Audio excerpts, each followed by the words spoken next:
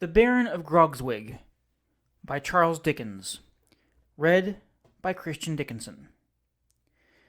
The Baron von Koldwithout of Grogzwig in Germany was as likely a young baron as you would wish to see. I needn't say that he lived in a castle, because that's of course. Neither need I say that he lived in an old castle, for what German baron ever lived in a new one? There were many strange circumstances connected with this venerable building, among which not the least startling and mysterious were, that when the wind blew it rumbled in the chimneys, or even howled among the trees in the neighboring forest, and that when the moon shone, she found her way through certain small loopholes in the wall, and actually made some parts of the wide halls and galleries quite light, while she left others in gloomy shadow.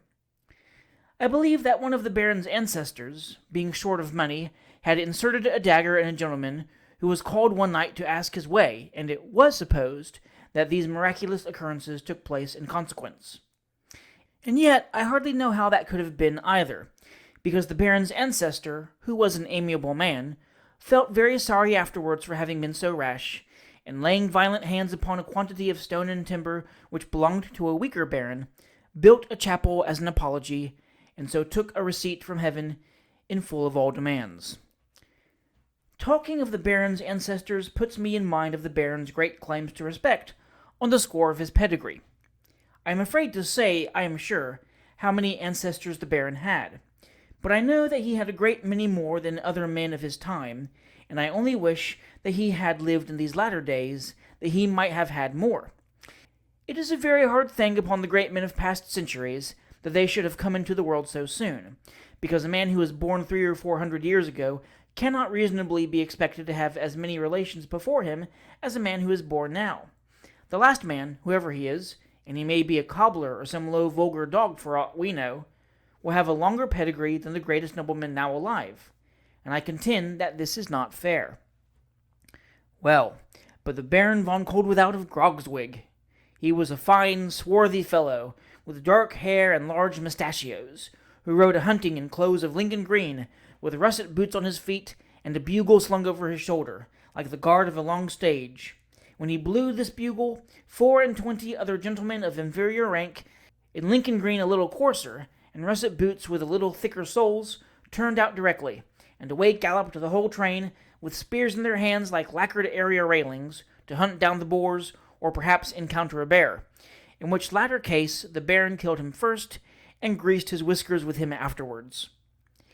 This was a merry life for the Baron of Grogzwig, and a merrier still for the Baron's retainers, who drank Rhine wine every night till they fell under the table, and then had the bottles on the floor, and called for pipes. Never were such jolly, roistering, rollicking, merrymaking blades as the jovial crew of Grogzwig. But the pleasures of the table, or the pleasures of under the table, require a little variety, especially when the same 25 people sit daily down to the same board, to discuss the same subjects and tell the same stories. The Baron grew weary, and wanted excitement. He took to quarrelling with his gentlemen, and tried kicking 2 or 3 of them every day after dinner. This was a pleasant change at first, but it became monotonous after a week or so, and the Baron felt quite out of sorts, and cast about in despair for some new amusement. One night, after a day's sport in which he had outdone Nimrod or Gillingwater, and slaughtered another fine bear, and brought him home in triumph, the Baron von Koldwithout sat moodily at the head of his table, eyeing the smoky roof of the hall with discontented aspect. He swallowed huge bumpers of wine, but the more he swallowed, the more he frowned. The gentlemen who had been honored with the dangerous distinction of sitting on his right and left imitated him to a miracle in the drinking, and frowned at each other. "I will!" cried the Baron suddenly, smiting the table with his right hand, and twirling his moustache with his left. "Fill to the Lady of Grogzwig!" The 24 Lincoln greens turned pale, with the exception of their 24 noses, which were unchangeable. "I said to the Lady of Grogzwig!" repeated the Baron, looking round the board. "To the Lady of Grogzwig!" shouted the Lincoln greens, and down their 24 throats went 24 imperial pints of such rare old hock that they smacked their 48 lips and winked again. "The fair daughter of the Baron von Swillenhausen," said Koldwithout, condescending to explain. "We will demand her hand in marriage of her father, ere the sun goes down tomorrow. If he refuse our suit, we will cut off his nose."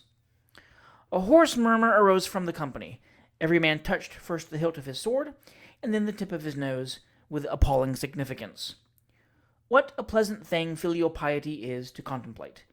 If the daughter of the Baron von Swillenhausen had pleaded a preoccupied heart, or fallen at her father's feet and corned them in salt tears, or only fainted away, and complimented the old gentleman in frantic ejaculations, the odds are 100 to 1, but Swillenhausen Castle would have been turned out at window, or rather the Baron turned out at window, and the castle demolished. The damsel held her peace, however, when an early messenger bore the request of von Koldwithout next morning, and modestly retired to her chamber, from the casement of which she watched the coming of the suitor and his retinue. She was no sooner assured that the horseman with his large mustachios was her proffered husband, than she hastened to her father's presence and expressed her readiness to sacrifice herself to secure his peace. The venerable Baron caught his child to his arms, and shed a wink of joy. There was great feasting at the castle that day. The 24 Lincoln Greens of von Koldwithout exchanged vows of eternal friendship with the 12 Lincoln Greens of von Swillenhausen, and promised the old Baron that they would drink his wine till all was blue, meaning probably until their whole countenance had acquired the same tint as their noses. Everybody slapped everybody else's back when the time for parting came, and the Baron von Koldwithout and his followers rode gaily home. For 6 mortal weeks the bears and boars had a holiday. The houses of Koldwithout and Swillenhausen were united, the spears rusted, and the Baron's bugle grew hoarse for lack of blowing. Those were great times for the 24, but alas, their high and palmy days had taken boots to themselves, and were already walking off. "My dear," said the Baroness. "My love," said the Baron. "Those coarse, noisy men." "Which, ma'am?" said the Baron, starting. The Baroness pointed from the window at which they stood to the courtyard beneath, where the unconscious Lincoln Greens were taking a copious stirrup cup, preparatory to issuing forth after a boar or two. "My hunting train, ma'am," said the Baron. "Disband them, love," murmured the Baroness. "Disband them?" cried the Baron in amazement. "To please me, love," replied the Baroness. "To please the devil, ma'am," answered the Baron. Whereupon the Baroness uttered a great cry, and swooned away at the Baron's feet. What could the Baron do? He called for the lady's maid and roared for the doctor, and then, rushing into the yard, kicked the 2 Lincoln Greens, who were the most used to it, and cursing the others all round, bade them go, but never mind where. I don't know the German for it, or I would put it delicately that way. It is not for me to say by what means or by what degrees some wives manage to keep down some husbands as they do, although I may have my private opinion on the subject, and may think that no member of Parliament ought to be married, inasmuch as 3 married members of every 4 must vote according to their wives' consciences, if there be such things, and not according to their own. All I need say just now is that the Baroness von Koldwithout somehow or other acquired great control over the Baron von Koldwithout, and that little by little, and bit by bit, and day by day, and year by year, the Baron got the worst of some disputed question, or was slyly unhorsed from some old hobby, and that by the time he was a fat, hearty fellow of 48 or thereabouts, he had no feasting, no revelry, no hunting train, and no hunting. Nothing, in short, that he liked or used to have, and that, although he was as fierce as a lion and as bold as brass, he was decidedly snubbed and put down by his own lady in his own castle of Grogzwig. Nor was this the whole extent of the Baron's misfortunes. About a year after his nuptials, there came into the world a lusty young Baron, in whose honor a great many fireworks were let off, and a great many dozens of wine drunk. But next year there came a young Baroness, and next year another young Baron, and so on, every year, either a Baron or Baroness, and one year both together, until the Baron found himself the father of a small family of 12. Upon every one of these anniversaries, the venerable Baroness von Swillenhausen was nervously sensitive for the well-being of her child, the Baroness von Koldwithout, and although it was not found that the good lady ever did anything material towards contributing to her child's recovery, still she made it a point of duty to be as nervous as possible at the castle at Grogzwig, and to divide her time between moral observations on the Baron's housekeeping and bewailing the hard lot of her unhappy daughter. And if the Baron of Grogzwig, a little hurt and irritated at this, took heart, and ventured to suggest that his wife was at least no worse off than the wives of other barons, the Baroness von Swillenhausen begged all persons to take notice that nobody but she sympathized with her dear daughter's sufferings, upon which her relations and friends remarked that to be sure she did cry a great deal more than her son-in-law, and that if there were a hard-hearted brute alive, It was that Baron of Grogzwig. The poor Baron bore it all as long as he could, and when he could bear it no longer, lost his appetite and his spirits, and sat himself gloomily and dejectedly down. But there were worse troubles yet in store for him, and as they came on, his melancholy and sadness increased. Times changed. He got into debt. The Grogzwig coffers ran low, though the Swillenhausen family had looked upon them as inexhaustible, and just when the Baroness was on the point of making a 13th addition to the family pedigree, von Koldwithout discovered that he had no means of replenishing them. "I don't see what is to be done," said the Baron. "I think I'll kill myself." This was a bright idea. The Baron took an old hunting knife from a cupboard hard by, and having sharpened it on his boot, made what boys call an offer at his throat. "Him," said the Baron, stopping short. "Perhaps it's not sharp enough." The Baron sharpened it again, and made another offer, when his hand was arrested by a loud screaming among the young barons and baronesses, who had a nursery in an upstairs tower with iron bars outside the window, to prevent their tumbling out into the moat. "If I had been a bachelor," said the Baron, sighing, "I might have done it 50 times over, without being interrupted. Hello! Put a flask of wine on the largest pipe, in the little vaulted room behind the hall." One of the domestics, in a very kind manner, executed the Baron's order in the course of half an hour or so, and von Koldwithout, being apprised thereof, strode to the vaulted room, the walls of which, being dark shining wood, gleamed in the light of the blazing logs which were piled upon the hearth. The bottle and pipe were ready, and upon the whole the place looked very comfortable. "Leave the lamp," said the Baron. "Anything else, my lord?" inquired the domestic. "The room," replied the Baron. The domestic obeyed, and the Baron locked the door. "I'll smoke a last pipe," said the Baron, "and then I'll be off." So, putting the knife upon the table till he wanted it, and tossing off a goodly measure of wine, the Lord of Grogzwig threw himself back in his chair, stretched his legs out before the fire, and puffed away. He thought about a great many things, about his present troubles and past days of bachelorship, and about the Lincoln Greens, long since disappeared up and down the country, no one knew whither, with the exception of 2 who had been unfortunately beheaded, and 4 who had killed themselves with drinking. His mind was running upon bears and boars, when, in the process of draining his glass to the bottom, he raised his eyes and saw, for the first time and with unbounded astonishment, that he was not alone. No, he was not. For, on the opposite side of the fire, there sat with folded arms a wrinkled, hideous figure, with deeply sunk and bloodshot eyes, and an immensely long cadaverous face, shadowed by jagged and matted locks of coarse black hair. He wore a kind of tunic of a dull bluish color, which, the Baron observed, on regarding it attentively, was clasped or ornamented down the front with coffin handles. His legs, too, were encased in coffin plates, as though in armor, and over his left shoulder he wore a short dusky cloak, which seemed made of remnant of some pall. He took no notice of the Baron, but was intently eyeing the fire. "Hello," said the Baron, stamping his foot to attract attention. "Hello," replied the stranger, moving his eyes towards the Baron, but not his face or himself. "What now?" "What now?" replied the Baron, nothing daunted by his hollow voice and lustreless eyes. "I should ask that question. How did you get here?"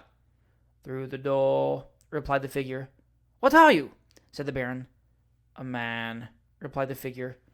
"I don't believe it," said the Baron. "Disbelieve it, then," said the figure. "I will," rejoined the Baron. The figure looked at the bold Baron of Grogzwig for some time, and then said familiarly, "There's no coming over you, I see. I am not a man." "What are you, then?" asked the Baron. "A genius," replied the figure. "You don't look much like one," returned the Baron scornfully. "I am the genius of despair and suicide," said the apparition. "Now you know me." With these words the apparition turned towards the Baron, as if composing himself for talk, and, what was very remarkable, was that he threw his cloak aside, and displaying a stake, which was run through the center of his body, pulled it out with a jerk, and laid it on the table as composedly as if it had been a walking-stick. "Now," said the figure, glancing at the hunting knife, "are you ready for me?" "Not quite," rejoined the Baron. "I must finish this pipe first." "Look sharp, then," said the figure. "You seem in a hurry," said the Baron. "Why, yes, I am," answered the figure. "They're doing a pretty brisk business in my way over in England and France just now, and my time is a good deal taken up." "Do you drink?" said the Baron, touching the bottle with the bowl of his pipe.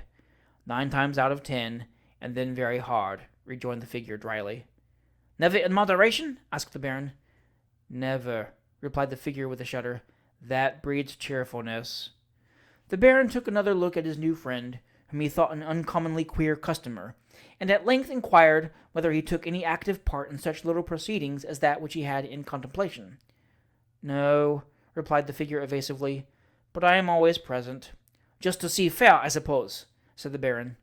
Just that, replied the figure, playing with the stake and examining the ferrule. Be as quick as you can, will you? For there's a young gentleman who is afflicted with too much money and leisure wanting me now, I find. Going to kill himself because he has too much money? Exclaimed the Baron, quite tickled. Ha ha! That's a good one. This was the first time the Baron had laughed for many a long day. I say, expostulated the figure, looking very much scared. Don't do that again. Why not? Demanded the Baron. Because it gives me pain all over, replied the figure. Sigh as much as you please. That does me good. The Baron sighed mechanically at the mention of the word. The figure, brightening up again, handed him the hunting knife with the most winning politeness. It's not a bad idea, though, said the Baron, feeling the edge of the weapon. A man killing himself because he has too much money? Pooh, said the apparition petulantly. No better than a man's killing himself because he has none or little. Whether the genius unintentionally committed himself in saying this, or whether he thought the Baron's mind was so thoroughly made up that it didn't matter what he said, I have no means of knowing. I only know that the Baron stopped his hand, all of a sudden, opened his eyes wide, and looked as if quite a new light had come upon him for the first time. Why, certainly, said von Koldwithout. Nothing is too bad to be retrieved. Except empty coffers, cried the genius. Well, but they may be filled one day again, said the Baron. Scolding wives, snarled the genius. Oh, they may be made quiet, said the Baron. 13 children, shouted the genius. Can't all go wrong, surely, said the Baron. The genius was evidently growing very savage with the Baron for holding these opinions all at once, but he tried to laugh it off, and said if he would let him know when he had left off joking, he should feel obliged to him. But I am not joking. I was never farther from it, remonstrated the Baron. Well, I am glad to hear that, said the genius, looking very grim, because a joke without any figure of speech is the death of me. Come, quit this dreary world at once. I don't know, said the Baron, playing with the knife. It is a dreary one, certainly, but I don't think yours is much better, for you have not the appearance of being particularly comfortable. That puts me in mind. What security have I that I shall be any the better for going out of the world after all? He cried, starting up. I never thought of that. Dispatch! Cried the figure, gnashing its teeth. Keep off, said the Baron. I'll brood over miseries no longer, but put a good face on the matter, and try the fresh air and the beers again, and if that don't do, I'll talk to the Baroness soundly, and cut the von Swillenhausens dead. With this last the Baron fell into his chair, and laughed so loud and boisterously that the room rang with it. The figure fell back a pace or two, regarding the Baron meanwhile with a look of intense terror, and when he had ceased, caught up the stake, plunged it violently into its body, uttered a frightful howl, and disappeared. Von Koldwithout never saw it again. Having once made up his mind to action, he soon brought the Baroness and the von Swillenhausens to reason, and died many years afterwards, not a rich man that I am aware of, but certainly a happy one, leaving behind him a numerous family, who had been carefully educated in bear and boar hunting under his own personal eye.